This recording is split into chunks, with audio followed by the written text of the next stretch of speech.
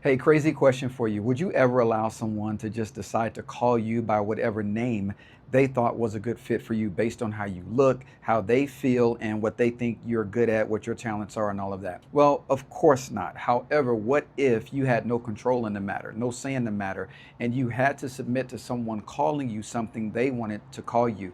This is actually a true story. It happened in the lives of four Hebrew boys. Their Hebrew names are Daniel, Hananiah, Mishael, and Azariah. However, in Babylon, they were captives and their names were changed to Belshazzar, Shadrach, Meshach, and Abednego. Now, why is this important? Because there's meanings behind the names. Here's what their Babylonian names meant.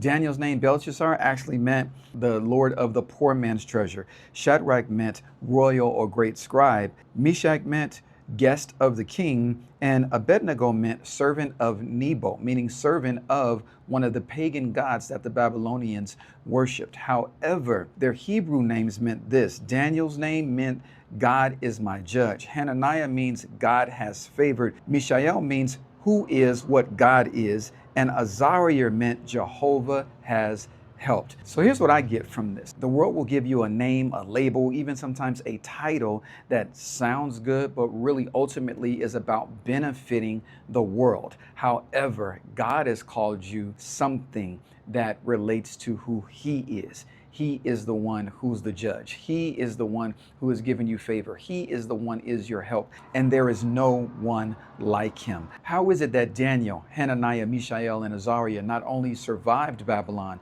but they thrived in Babylon to the point of 10 times more successful and more wise than all of their counterparts? It's because even though Babylon was calling them by a different name, they knew in their hearts who God said they were, and they trusted in that, they believed in that, they walked in that. I want to encourage you to do the same in this modern day Babylon that we are living in. If you like this teaching, you want to hear more teaching like this, be sure to like and subscribe and click the link that's below so you can hear this full teaching on 10 times better thriving in modern day Babylon.